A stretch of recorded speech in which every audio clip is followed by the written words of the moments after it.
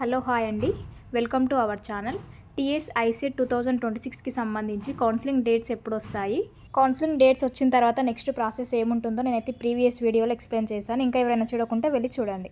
చాలామంది అయితే డౌట్స్ అడుగుతున్నారు, మేడం నాకు వచ్చినటువంటి ర్యాంక్కి ఏ కాలేజ్లో సీట్ వస్తుంది, ఒకవేళ సీట్ వస్తే అది సెల్ఫ్ ఫైనాన్సా లేదా రెగ్యులరా లేదా పేమెంట్ సీటా అని అయితే అడుగుతున్నారు.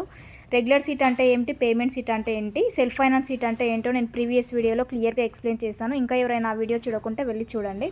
ఈ వీడియో కనుక నచ్చినట్టయితే ఖచ్చితంగా లైక్ చేయండి. మన ఛానల్ని ఇంకా ఎవరైనా సబ్స్క్రైబ్ చేసుకోకపోతే వెంటనే సబ్స్క్రైబ్ చేసుకోండి. ఐసెట్కి సంబంధించి మీకు ఎలాంటి డౌట్స్నా నాకైతే కామెంట్ చేయండి, నేనైతే తప్పకుండా రిప్లై ఇస్తాను. ఐసెట్ ఎంబీఏ మరియు ఎంసీఏ ఒక కట్ ఆఫ్ ఏ విధంగా ఉండొచ్చు అని అయితే అడుగుతున్నారు. 2026కి సంబంధించి ఎంబీఏకి నిజాం కాలేజ్లో కట్ ఆఫ్ అయితే ఈ విధంగా ఉంటుంది. ఇది ఓన్లీ ఎక్స్పెక్టెడ్ కట్ ఆఫ్ అండి. 2026కి సంబంధించి ఓపెనింగ్ మరియు ర్యాంక్, క్లోజింగ్ ర్యాంక్ అయితే చూడండి మీరు ఒకసారి. Department of business management, Osmania university Hyderabad. Opening rank అయితే మనకు 3, క్లోజింగ్ ర్యాంక్ అయితే 43,987 అయితే ఉంటుంది. ఇది just expected cut off. So next Osmania university college for women Hyderabad. Open rank వచ్చేసి 70, closing rank 7,994. Nizam college of Hyderabad 79, open rank అనమాట. 48,021 అనేది closing rank. University post graduation college Satavahana university గోదావరికని. మ్యాక్సిమం 2026కి సంబంధించి కూడా కట్ ఆఫ్స్ అయితే సేమ్ యాజ్ ఈజ్గా ఇలాగే ఉండొచ్చు, కొంచెం అటు ఇటు అవ్వచ్చు అంతే. Next Chaitanya Bharathi institute of technology హైదరాబాద్కి సంబంధించి చూడండి, చాలామంది ఈ కాలేజ్ గురించి, కట్ ఆఫ్ గురించి అయితే అడుగుతూ ఉంటారు. The one of the best college అని చెప్పొచ్చు.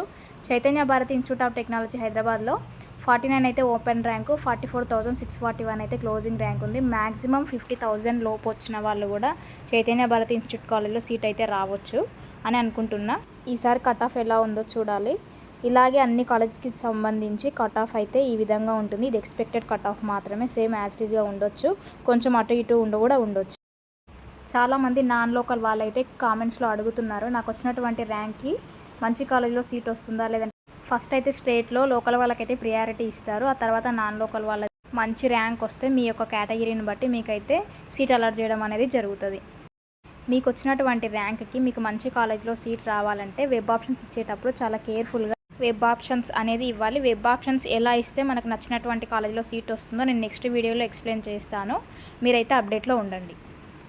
ఓసీ కేటగిరీ వాళ్ళు ఎవరైతే ఉన్నారో వాళ్ళు యూనివర్సిటీ కాలేజ్లో సీట్ వస్తుందా లేదా, లేదంటే గవర్నమెంట్ కాలేజ్లో సీట్ వస్తుందా లేదా అని అనుకున్నప్పుడు మీరు ఒకవేళ మీ దగ్గర ఈడబ్ల్యూఎస్ సర్టిఫికేట్ అవైలబుల్గా ఉంటే మీకు అప్లికేబుల్ అయితే మీరు ఈడబ్ల్యూఎస్ సర్టిఫికేట్ పెట్టడం వల్ల మీకైతే మంచి కాలేజ్లో సీట్ వచ్చే అవకాశాలు అయితే చాలా ఎక్కువగా ఉంటాయి. మనకు నచ్చినటువంటి కాలేజ్ లేదా మంచి యూనివర్సిటీలో సీట్ రావాలంటే ముందు మనకు మంచి ర్యాంక్ వచ్చి ఉండాలి. మనది కేటగిరీ ఏదైనా సరే మనకు ఫస్ట్ మంచి ర్యాంక్ వచ్చి ఉండాలి. మనకు వచ్చినటువంటి ర్యాంక్కి మనం ఎంచుకున్నటువంటి యూనివర్సిటీలో దానికి సంబంధించి ఎన్ని సీట్స్ ఉన్నాయి, కేటగిరీ వైజ్గా ఎన్ని ఉన్నాయి, కట్ ఆఫ్ ఎంత ఉంది, దాన్ని బేస్ చేసుకొని మనకైతే సీట్ అలాట్ చేయడం అయితే జరుగుతుంది. ర్యాంక్ ఎక్కువగా ఉన్న వాళ్ళు వెబ్ ఆప్షన్స్లో ఎక్కువ ఆప్షన్స్ను సెలెక్ట్ చేసుకోవడం బెటర్. అంటే ఎక్కువ కాలేజీలను పెట్టుకోవడం వల్ల మీకు ఏదో ఒక కాలేజీలో సీట్ అయితే తప్పకుండా వస్తుంది. ఇప్పుడు నార్మల్గా మంచి ర్యాంక్ వచ్చిన వాళ్ళకి రెగ్యులర్లో సీట్ రావాలంటే మనకు ఉన్నటువంటి మొత్తం కాలేజెస్లో రెగ్యులర్ సీట్స్ ఎక్కడెక్కడ ఉన్నాయో చూసుకొని వెబ్ ఆప్షన్స్ ఇవ్వడం బెటర్.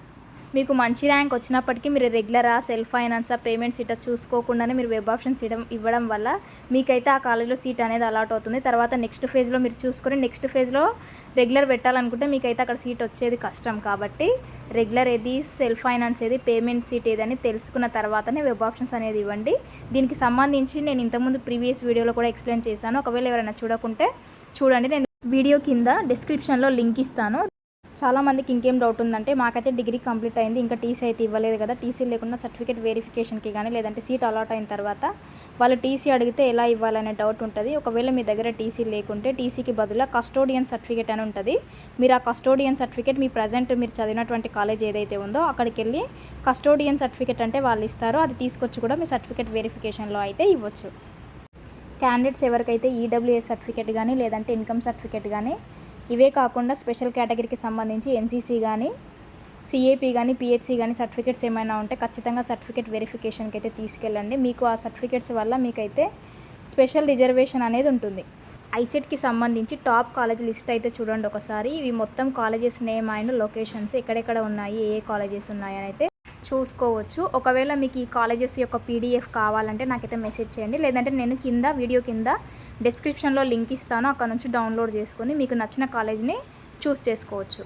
మీరు వెబ్ ఆప్షన్స్ ఇచ్చేటప్పుడు ఏ కాలేజ్ ఫస్ట్ పెట్టాలి, ఏ కాలేజ్ తర్వాత పెట్టాలని కన్ఫ్యూజన్ లేకుండా ఇక్కడ ఉన్నటువంటి అన్ని కాలేజెస్లో మీకు నచ్చిన కాలేజీలు అయితే ఒక దగ్గర అయితే సెలెక్ట్ చేసి పెట్టుకోండి. ఆప్షన్స్ ఇచ్చేటప్పుడు దాని తర్వాత ఏది పెట్టాలో నేను నెక్స్ట్ వీడియోలో క్లియర్గా ఎక్స్ప్లెయిన్ చేస్తాను.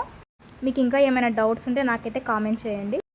చాలామంది కామెంట్స్లో అడుగుతున్నారు, మేడం పీజీ కంప్లీట్ అయ్యింది, ఇప్పుడు ఎంబీఏ చేస్తే స్కాలర్షిప్ వస్తుందా రాదా అని అడుగుతున్నారు. ఒకసారి మనం పోస్ట్ గ్రాడ్యుయేట్ కంప్లీట్ చేసిన తర్వాత మనకైతే స్కాలర్షిప్ అనేది రాదు. ఇది ఐసెట్కి సంబంధించినటువంటి ఇన్ఫర్మేషన్. ఇంకా మనకైతే కౌన్సిలింగ్ డేట్స్ అయితే రాలేదు. కౌన్సిలింగ్ డేట్స్ వచ్చిన తర్వాత మీకైతే నేను మళ్ళీ అప్డేట్ ఇస్తాను. స్లాట్ ఎలా బుక్ చేసుకోవాలి, కౌన్సిలింగ్ మొత్తం కంప్లీట్ డీటెయిల్స్ అయితే నెక్స్ట్ వీడియోలో ఎక్స్ప్లెయిన్ చేస్తాను. మరిన్ని అప్డేట్ కోసం ఛానల్ అయితే సబ్స్క్రైబ్ చేసుకోవడం మర్చిపోకండి.